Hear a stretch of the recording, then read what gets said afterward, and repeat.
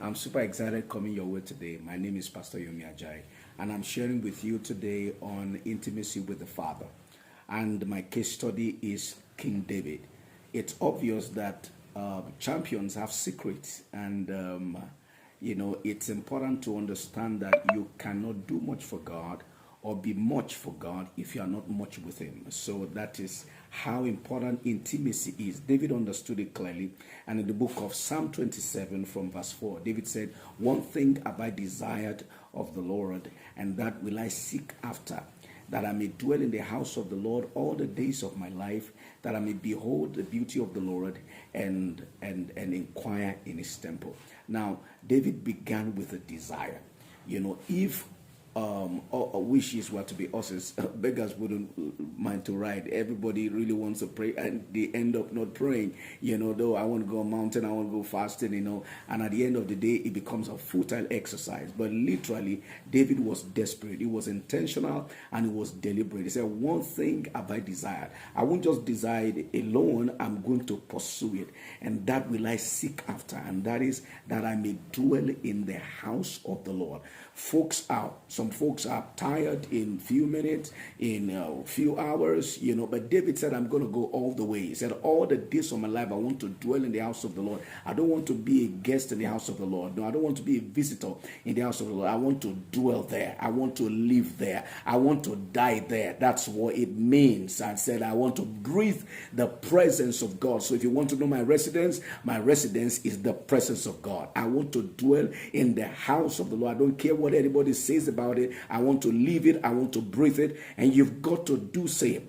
When you make up your mind to experience this dimension of intimacy, you graduate to a level of beholding the beauty of the Lord. There's no way you're going to be with the Lord and you will not see His glory. Oh, I love this.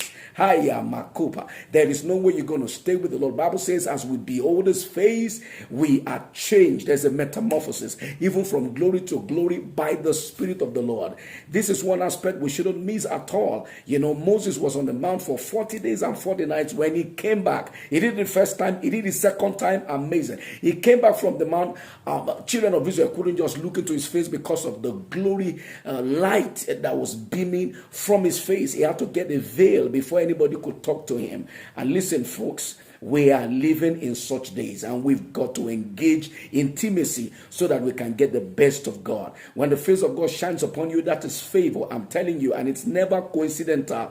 It is deliberate and intentional, because when we pray, things happen. Coincidences happen. When we stop praying, coincidences stop, and we've got to engage it. So that's the blessing on the second level, from dwelling in His house and going further to beholding His glory, beholding His beauty. The next one is you hear the voice of the Lord. Oh, He said that I might inquire in His temple. Because if you don't hear the voice of the Lord, you'll be left with common sense. And we cannot afford to live our life with common sense these days. You've got to be precise. You've got to be accurate in details of what God is speaking and saying to you for clear direction. There are too many confusion all over the place. And when you do this, indeed, intimacy will be a great blessing to you. Verse 5 of Psalm 27, David said, "For in the time of trouble, He shall hide me in His pavilion."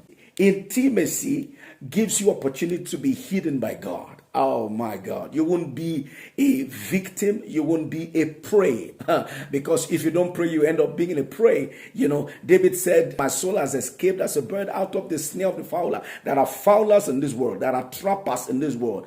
Intimacy with God gives you the opportunity to be hidden, in God's pavilion. It's not just that. He proceeds he said, God is going to keep me in the secret of His tabernacle. No wonder Paul the apostle says, "My life is hid with Christ in God." Before you can get me, you have to get through to Jesus, and you have to get through to God before you get me. The blessing of intimacy is amazing. And on top of all of this, David said, "He shall set me upon a rock." He's going to set me up upon a rock. Get ready for promotion. There is no one who engages the blessing of intimacy who stays low and dwells low.